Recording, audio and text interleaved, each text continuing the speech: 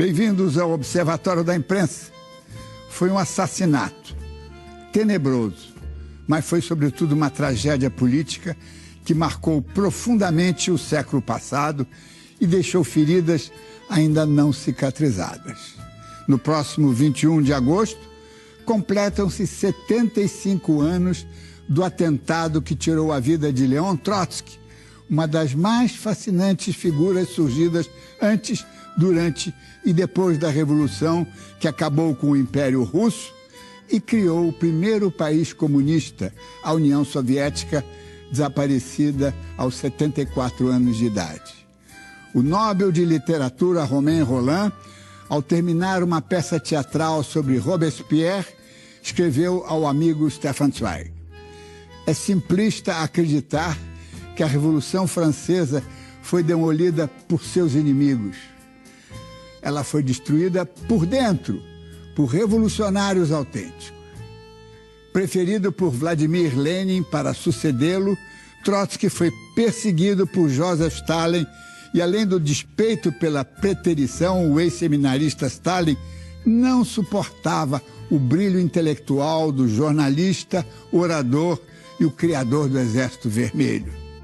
As diferenças táticas e ideológicas pesaram muito.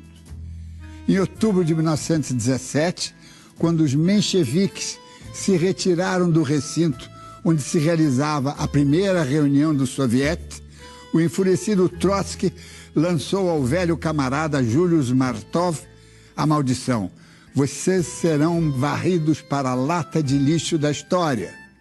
10 anos depois, o mesmo Trotsky é processado como traidor, expulso do partido, isolado, desterrado para a Sibéria, expatriado e obrigado a perambular por 4 países até a ser assassinado no último, o México, com um golpe de picareta no crânio.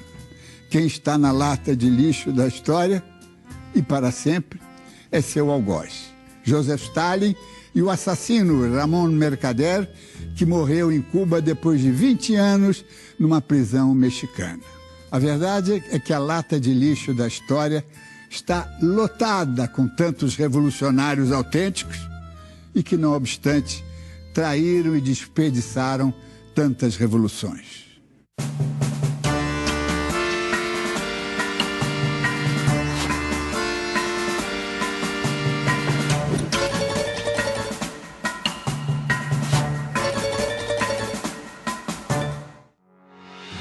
21 de agosto de 1940, em plena Segunda Guerra Mundial, começada um ano antes, a notícia de uma morte chega às redações e modifica as capas dos principais jornais do mundo.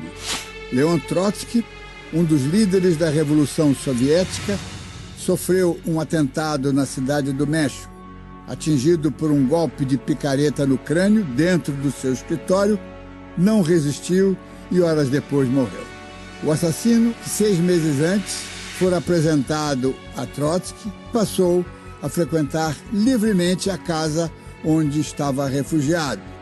O local já tinha sido metralhado e a segurança era reforçada, mas o assassino acabou entrando pela porta da frente. Ramón Mercader haya entrado en casa de Trotsky 2 veces, el día que un poco ensayó el asesinato y el día que lo asesinó, con un sobre todo en el mes de agosto de México, que hace mucho calor, llevaba un cuchillo, una pistola y el piolet. Y que hayan decidido que lo mataran con el piolet, yo creo que de alguna manera tiene un carácter simbólico. Es parecido al martillo del proletariado. Era como la condena del proletariado que Stalin le enviaba a Trotsky y lo mataba de una manera en la que no se mata a un ser humano. Creo que la brutalidad de ese crimen era parte del crimen que se queria cometer. A União Soviética, os serviços da polícia política soviética, várias vezes quiseram matar o Trotsky. Mas essas tentativas falharam. Afinal, Ramón Mercader conseguiu se infiltrar entre os amigos íntimos do Trotsky, né? Ele namorava uma trotskista que era muito íntima do Trotsky, então ele conseguiu penetrar na casa do Trotsky e, afinal, matá-lo.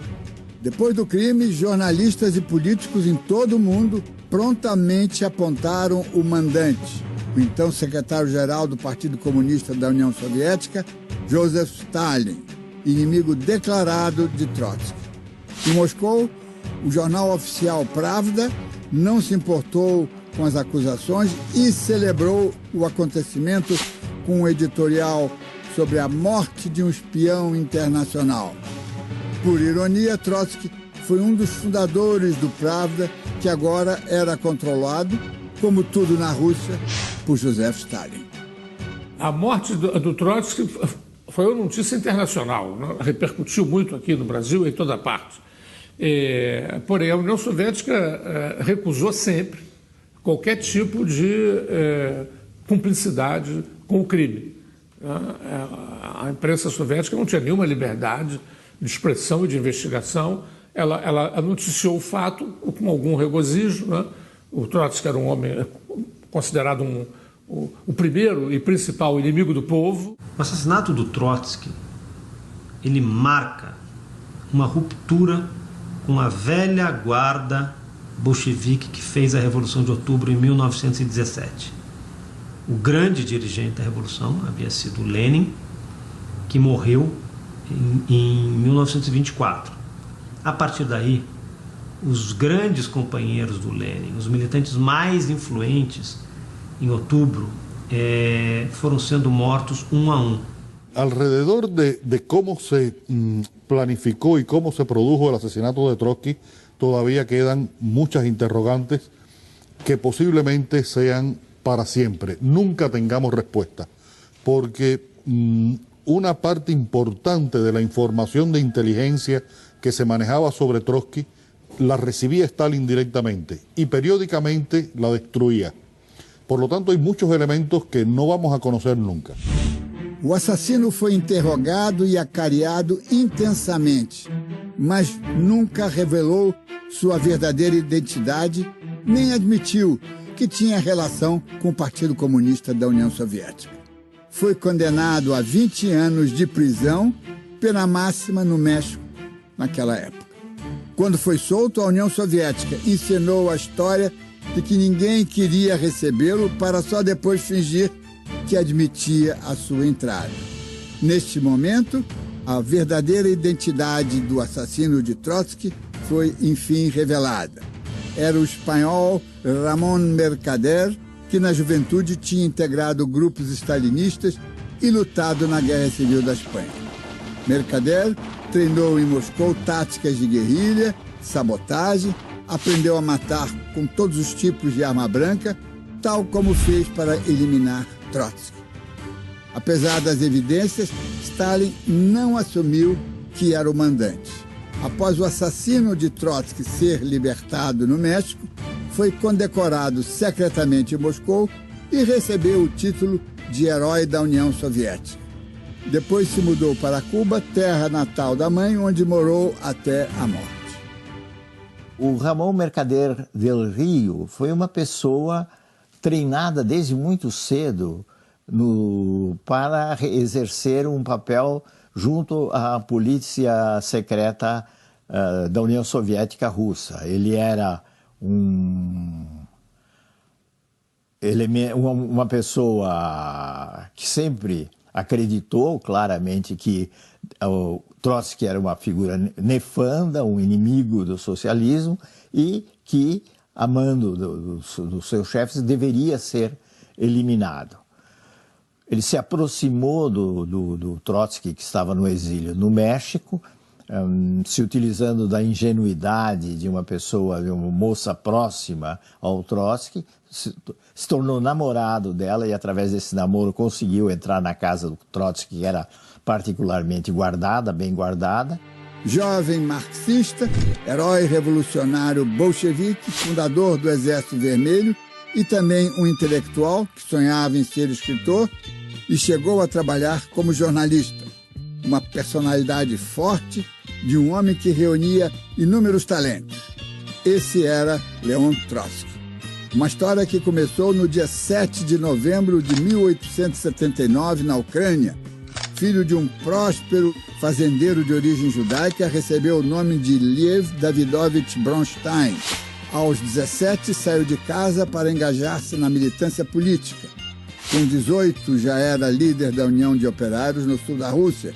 Em 1898, foi preso pela primeira vez e exilado na Sibéria. Na cadeia, devorou os escritos de Marx e Engels, que lhe serviram como inspiração para a luta revolucionária. Em 1902, Lev Davidovich fugiu da prisão e obteve um passaporte falso com o nome de Leon Trotsky, identidade que adotou para o resto da vida. No exílio em Londres, conheceu Lenin. Os dois trabalharam juntos no jornal revolucionário Iskra. É sintomático que um dos jornais dos bolchevistas naquela época chamava-se Iskra, a faísca, né? Porque a ideia era de que uma faísca poderia desencadear toda uma... Mas era uma concepção muito elitista, numa época, num país onde, concretamente, a imensa maioria da sociedade não tinha acesso à leitura. Ele participou da Iskra, né? Ele começa com o jornal, ele entra no jornal que era dirigido pelo Lenin. O Lenin pensa que ele vai ser seu discípulo e o promove. O trabalho com Lenin no jornal refletia um outro lado da personalidade de Trotsky, a paixão pela escrita. O Trotsky era um homem muito sofisticado, muito cosmopolita, muito internacionalizado, era um grande orador, sem dúvida, um homem brilhante, escrevia maravilhosamente bem, né? As suas obras são muito bem escritas. Queria ser escritor e, durante todo o processo revolucionário, trabalhou em diversos jornais. As publicações eram usadas para divulgar ideias socialistas. No exílio ou na prisão, Trotsky nunca deixou de manifestar suas ideias, muitas vezes em tom irônico, para criticar a burguesia. A imprensa, no período de lutas revolucionárias, vamos dizer assim, no sentido amplo do século XX, tanto internacionalmente como no Brasil, foi extremamente importante. É um peso enorme o peso da imprensa operária.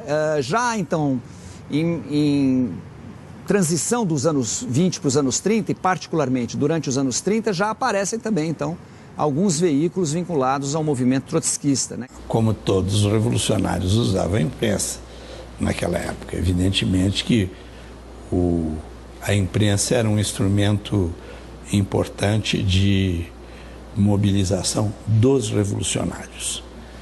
A Rússia era um país extremamente atrasado, inclusive do ponto de vista da grande sociedade. Era fundamental convencer essa camada do acerto das posições que o partido ou os partidos em disputa naquela época procuravam fazer. E os partidos valiam-se muito da imprensa. Em 1905, Trotsky retorna à Rússia e participa de uma tentativa frustrada de revolução. Preso mais uma vez, exilado na Sibéria.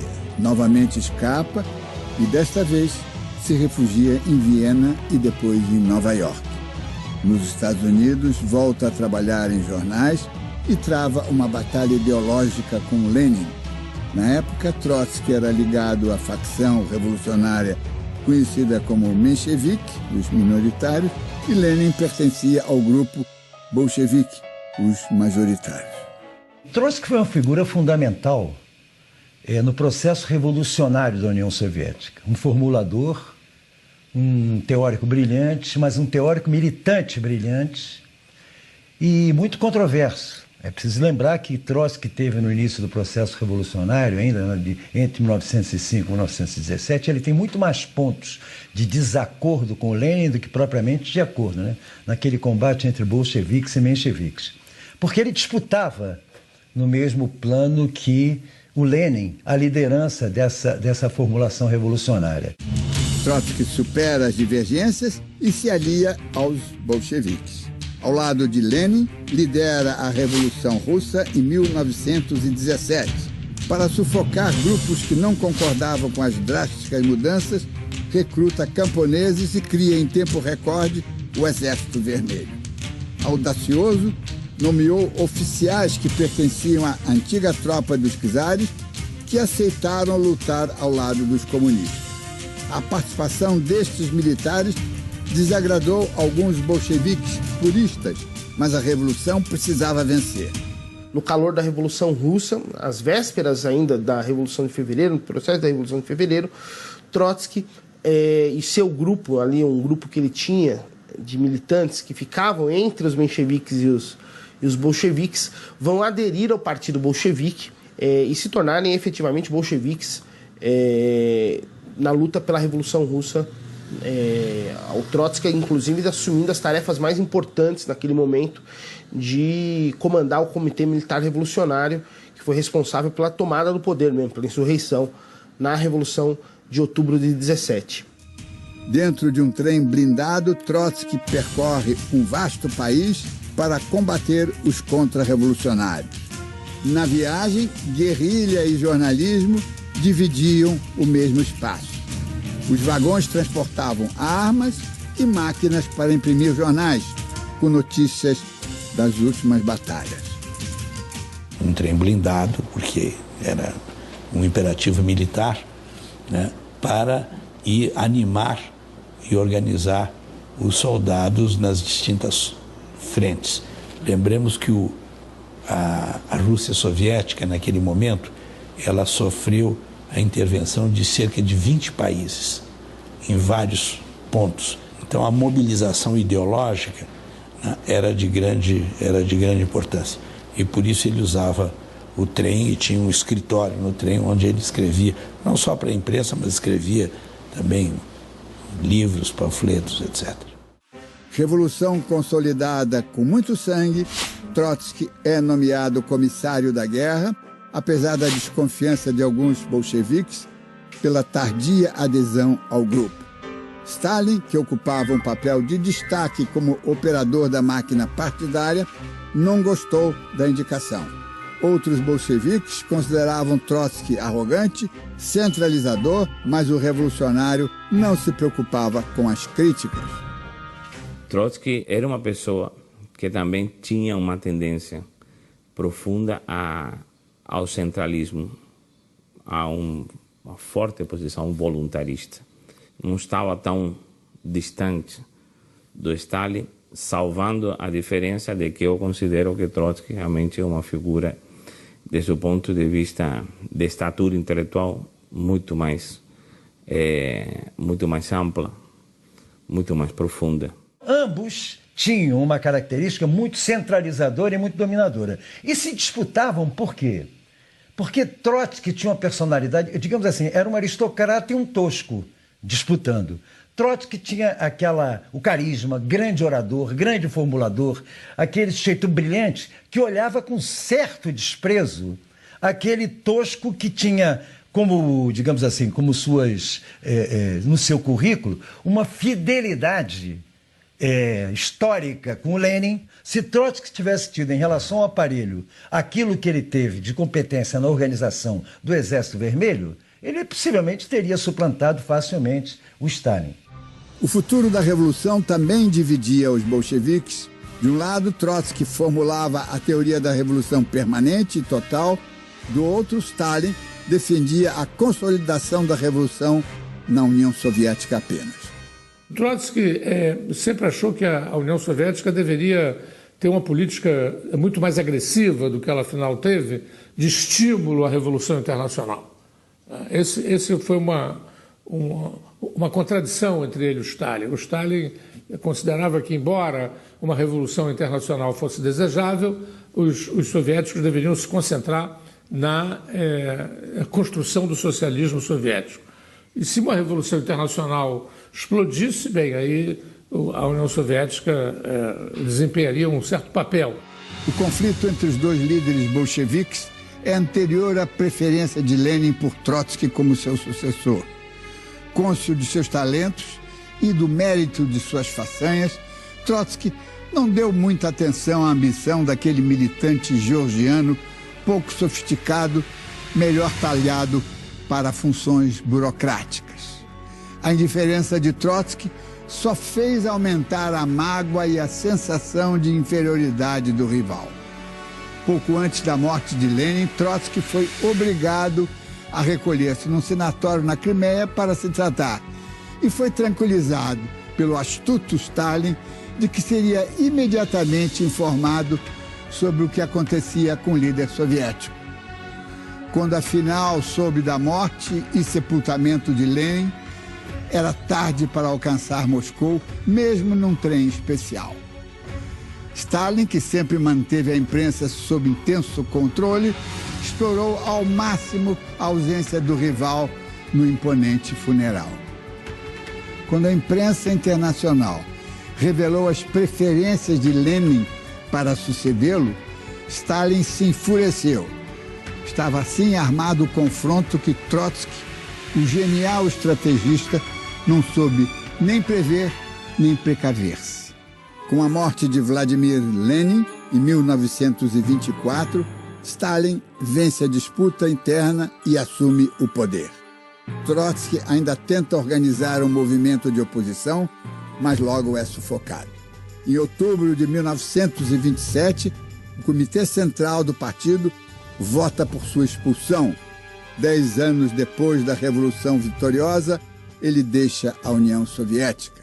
O antigo herói agora é considerado um reles traidor pelo Partido Comunista e, no exílio, tenta organizar algum tipo de resistência.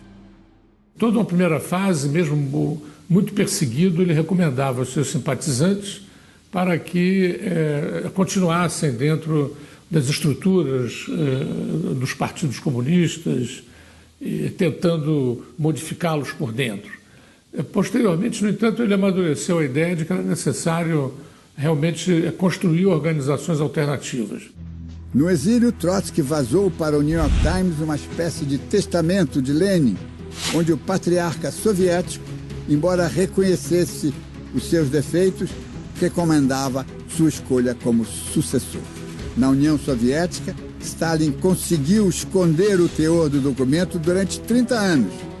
O próprio Lenin, quem, em carta deixada a Krupskaya, a sua esposa, para ser lida no Congresso do PECUS, não, do Partido Comunista da União Soviética, designa o Trotsky como a figura mais conveniente, apesar de seus problemas, para assumir o cargo de secretário-geral do partido. A Carta Testamento do Lenin teve uma repercussão muito grande no mundo ocidental, enfim, nos países em que havia liberdade de imprensa, nos países democráticos ocidentais, porque a carta revelava um fato importante, que Lenin passara a temer a política empreendida pelo Stalin e se preocupava muito com isso.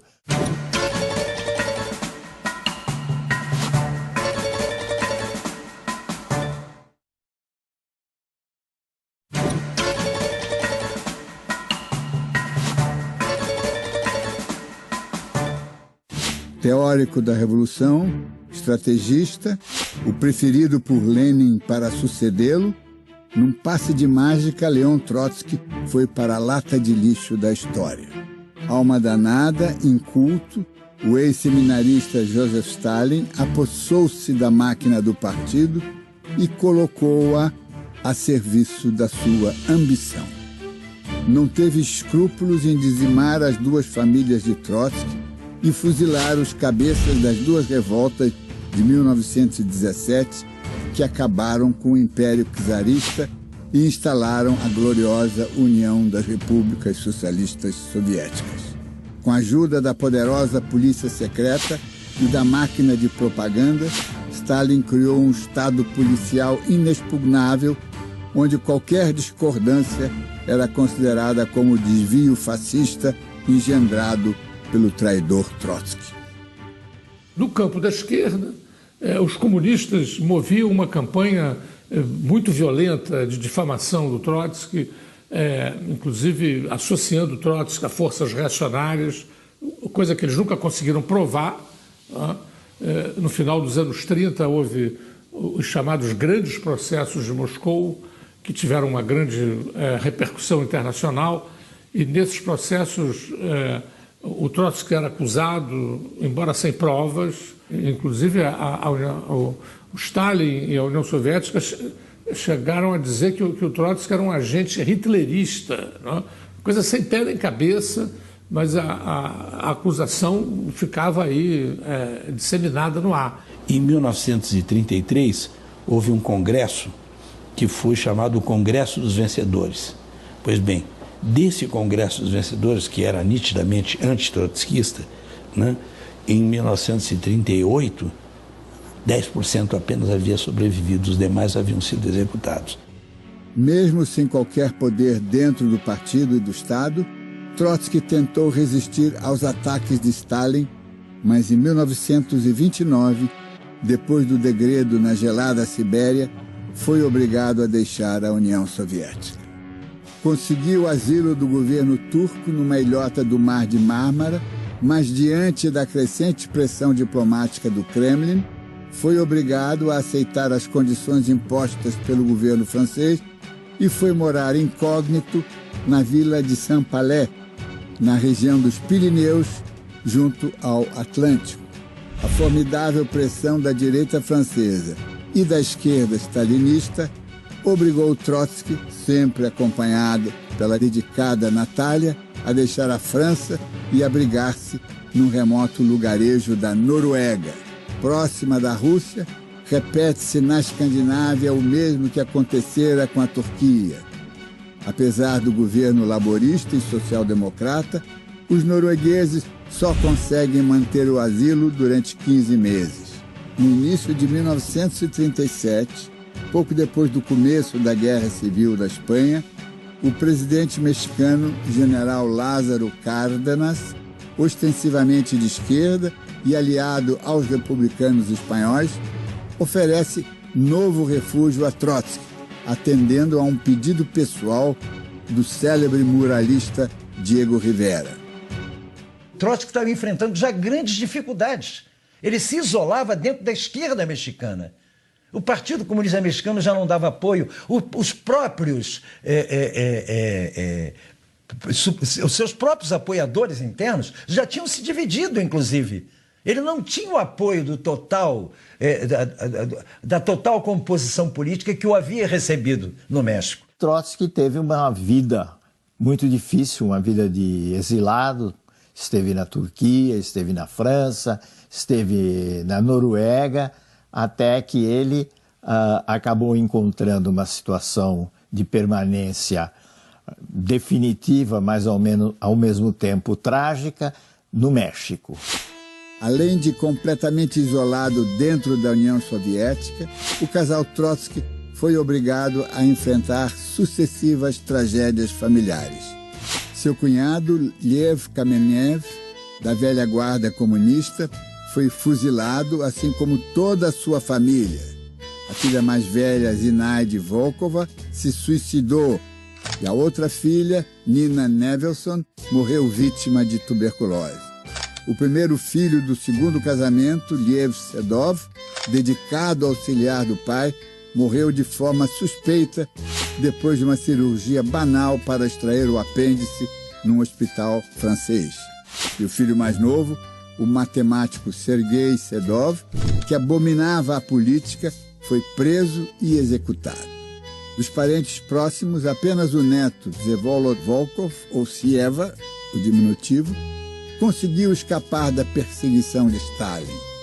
Químico de profissão, quase testemunha do assassinato do avô, hoje com 89 anos, Sieva, em espanhol Don Esteban, é o curador do Museu Trotsky, no mesmo casarão em Coyoacán, nos arredores da capital mexicana, onde se abrigara aquele que se recusou a converter-se em lixo da história, como queria o tirano Stalin. En el momento que me acerqué a la casa, noté que algo raro estaba pasando, ¿no? Vi, desde lejos, vimos policías parados frente a la casa, un coche mal estacionado, el portón de la casa, un portón de madera que entonces abierto de par en par. Y sí me entró una angustia, ¿no? Temí que algo grave estaba pasando.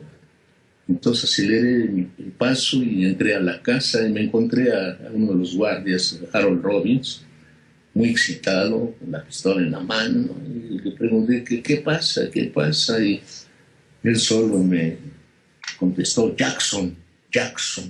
Y caminé hacia la casa por un pasillo y sí, vi a la derecha en un recodo, vi a un individuo con la cara ensangrentada que sujetaban dos policías. Y al entrar a la biblioteca por la puerta entreabierta que da al comedor, alcancé sí a ver lo que estaba pasando. Estaba el abuelo en el suelo, bañado en sangre, la cabeza, Natalia con los guardias. Sí comprendí la magnitud de la tragedia que acaba de suceder.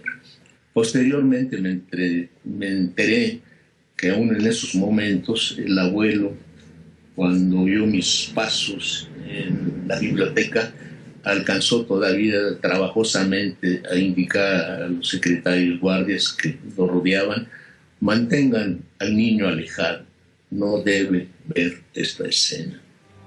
Meses antes de morrer, Trotsky foi vítima de um atentado dentro de casa. Vários tiros foram disparados contra a residência, mas Trotsky não foi atingido. Que hayan entrado en esa casa unos hombres que tenían entrenamiento militar, que dispararon alrededor de 700 cartuchos, que estuvieron a escasos 3 metros de Trotsky, porque desde la ventana por donde dispararon, Trotsky se había escondido en una esquina de la habitación, y que no lo hayan matado realmente es sospechoso cuando menos. A forte segurança foi driblada pelo falso aliado Ramon Mercader, recrutado pelo serviço secreto soviético com a ajuda da mãe Caridad Mercader, que apoiava o Partido Comunista. Mercader já tinha lutado na Guerra Civil Espanhola ao lado dos comunistas. A verdadeira identidade de Mercader, durante muitos anos, ficou desconhecida. Um soldado leal do regime de Moscou, que nunca confessou ter sido enviado por Stalin para matar Trotsky. Eitigon cumpriu importantes missões nos 4 cantos do mundo a serviço de Stalin, na China, Alemanha, Estados Unidos e principalmente na Espanha, antes e durante a Guerra Civil. Foi lá que conheceu o catalão Ramon Mercader del Rio, filho da sua companheira, a militante comunista Caridad del Rio. Preparou-o ideologicamente, comandou o seu treinamento e armou com enorme paciência a sofisticada trama que permitiu a Mercader tornar-se o playboy belga Jacques Monard.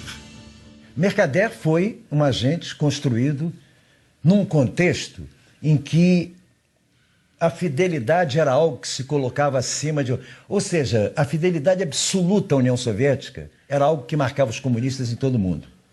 Isso tinha uma razão de ser. A União Soviética tinha conseguido se impor e tinha se transformado em potência num período mínimo da história, inimaginável, e gerando no resto do mundo, entre os fiéis daquela lógica da disputa, da luta de classe do comunismo contra o capital, contra o regime capitalista, como um exemplo incontestável.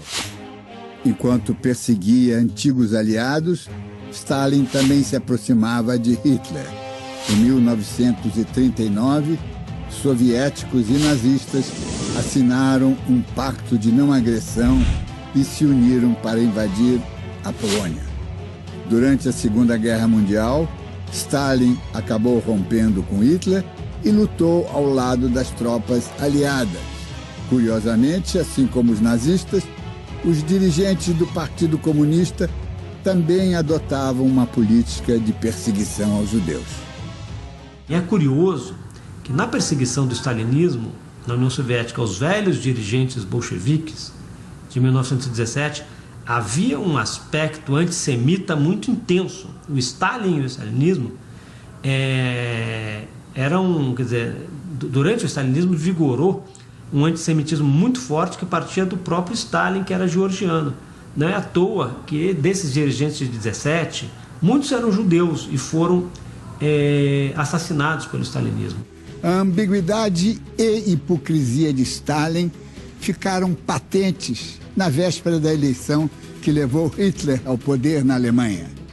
Para não reforçar o poder dos social-democratas alemães, preferiu rachar o bloco de esquerda, escolhendo-os como os principais adversários do Partido Comunista Alemão.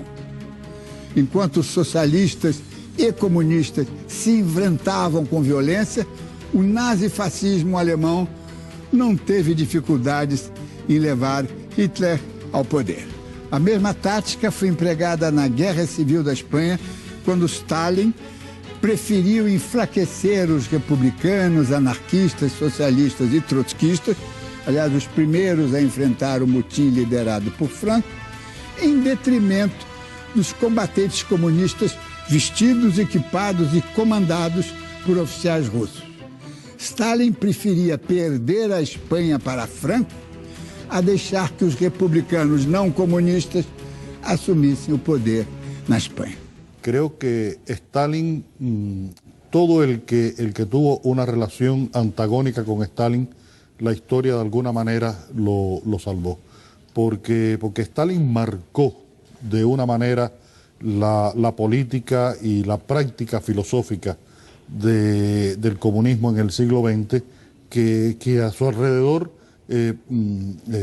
todos los demás parecen niños pequeños. Y Trotsky fue realmente un hombre muy consecuente con su pensamiento. En los años 30 fue la persona que tuvo la posibilidad, y de hecho lo hizo muy bien, de denunciar qué cosa era el estalinismo, la perversión de la utopía socialista que significaba el socialismo, el estalinismo, perdón, y creo que eso fue lo que salvou a Trotsky. Stalin ficou no poder até a morte em março de 1953, quando teve uma hemorragia cerebral. Enquanto esteve à frente do Partido Comunista da União Soviética, conseguiu encobrir todos os crimes que cometeu. Estimativas apontam que Stalin mandou executar cerca de 10 milhões de pessoas durante os quase 30 anos em que governou o país. Stalin um dia chega no Instituto Marx e Engels e encontra 3 fotos. A foto um cartaz do Marx, um cartaz do Engels e um cartaz do Lenin lá. E o Stalin pergunta, mas por que não tem uma foto minha? E o Riazanov responde na lata. Os 2 primeiros, Marx e Engels, são meus mestres. Lenin é meu camarada. E você? Riazanov é um dos que vai desaparecer e sequer a própria morte dele vai saber o que aconteceu. A documentação que se tornou disponível a partir dos anos 90 evidencia que, desde os anos 30 até a morte do Stalin, houve no Gulag, né, quer dizer, que era o Gulag é a sigla, né, que designa direção principal dos campos de concentração soviéticos, né? Então, houve ali entre 2 milhões e 2 milhões e meio de pessoas por ano presas. Os crimes encobertos pelo regime autoritário começaram a ser desvendados depois da morte de Stalin, quando Nikita Khrushchev assumiu o cargo de secretário-geral do Partido Comunista da União Soviética.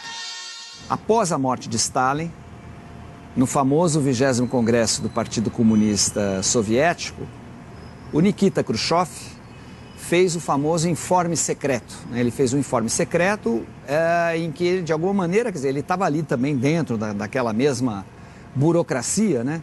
Mas ele não viu outra alternativa a não ser assumir de frente uma denúncia dos crimes do stalinismo, né? O Khrushchev marcou, vamos dizer, a separação. No momento que ele começou a denunciar os crimes do Stalin, que o Stalin, para se manter no poder, tinha cometido muitos era pouco conhecida a brutalidade com que Stalin mantinha o seu poder dentro da União Soviética, o Khrushchev começou a demolir isso e até a política externa da União Soviética começou a mudar também o pensamento que se tinha sobre o Stalin no mundo inteiro. Depois da morte do Stalin, em 1953, os próprios soviéticos empreenderam, a partir de 1956, uma crítica muito contundente do Stalin. O Stalin, que era considerado um semideus, passou a ser tratado como um assassino reles. Stalin conseguiu esconder dos russos também a chamada Carta Testamento de Lenin, onde ele recomenda que Trotsky deveria assumir o comando do partido no lugar de Stalin. Em outras palavras, o Lenin dizia: não é esse militante que deve comandar as ações do Partido Comunista Soviético e, portanto, da Internacional Comunista, que era um agrupamento que congregava comunistas de todos os continentes, de todos os países. E faz, nessa própria carta, uma série de sinalamentos à personalidade e às contradições que o Stalin tinha, que não deveria ser o condutor do processo, e designa ou sugere que Trotsky seja a pessoa adequada apesar de seus problemas. Todos os estudos históricos que foram sendo feitos nos últimos 30 anos, mas mesmo antes disso, mostravam concretamente que não havia da parte do Lenin nenhuma simpatia pelo Stalin. Depois do processo de abertura na União Soviética na década de 80, durante a perestroika, as ideias de Trotsky recuperaram a força e voltaram a ser debatidas. Um resgate histórico do antigo herói revolucionário. Nesse momento da perestroika, há esse reconhecimento importante ao ideário trotskista, no sentido do resgate de um conceito original, da ideia marxista, de que o socialismo deveria ser concebido como um processo de transformação sempre internacional, que tinha que ter realmente essa interconexão do proletariado internacional.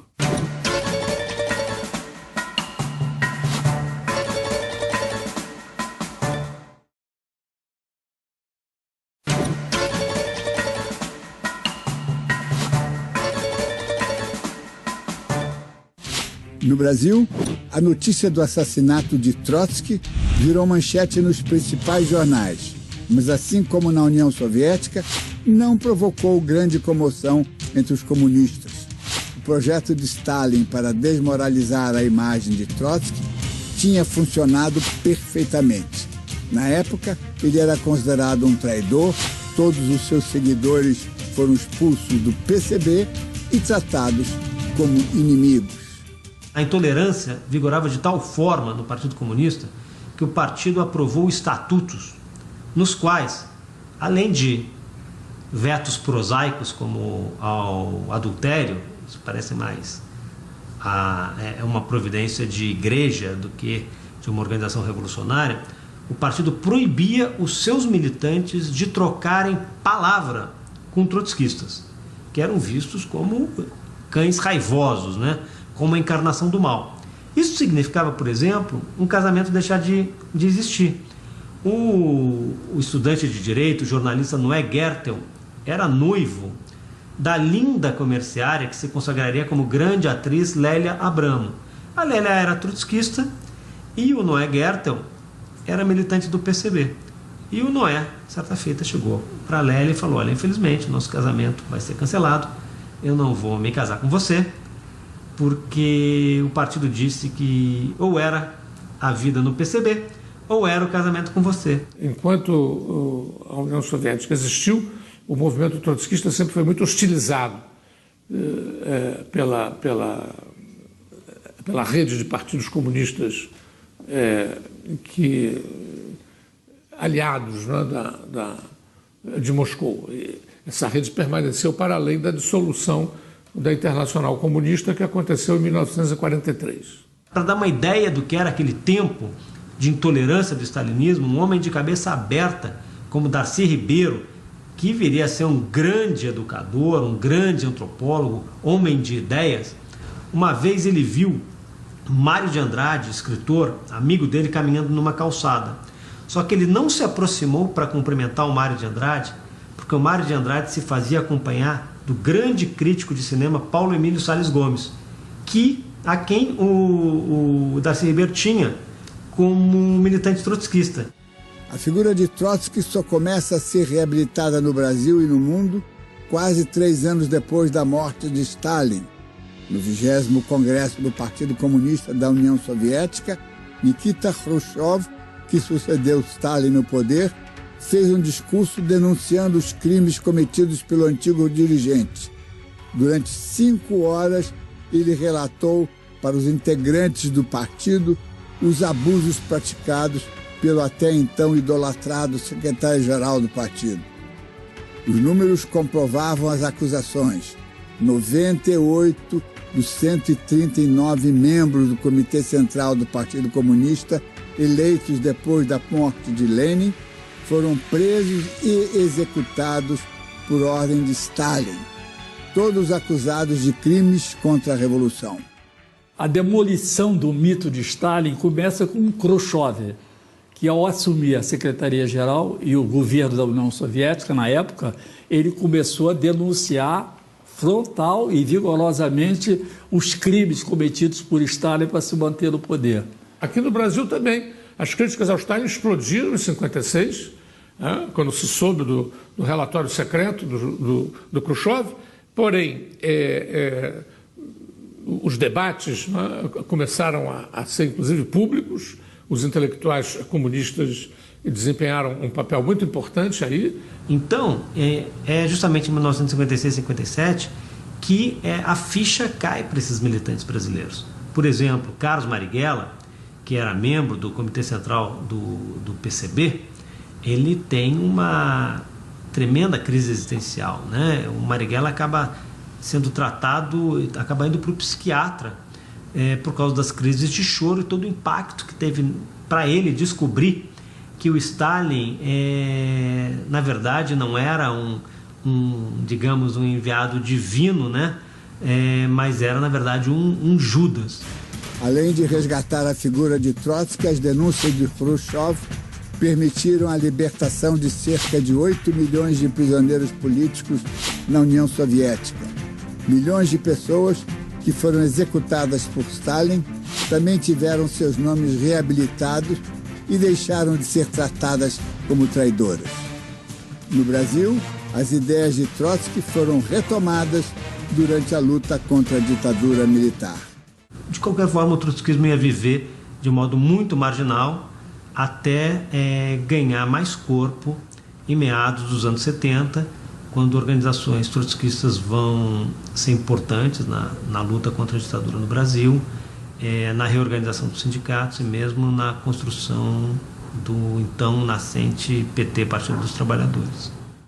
O pensamento do filho de fazendeiros prósperos que deixou a vida tranquila no campo para lutar pelo sonho de uma revolução internacional permanece vivo até hoje.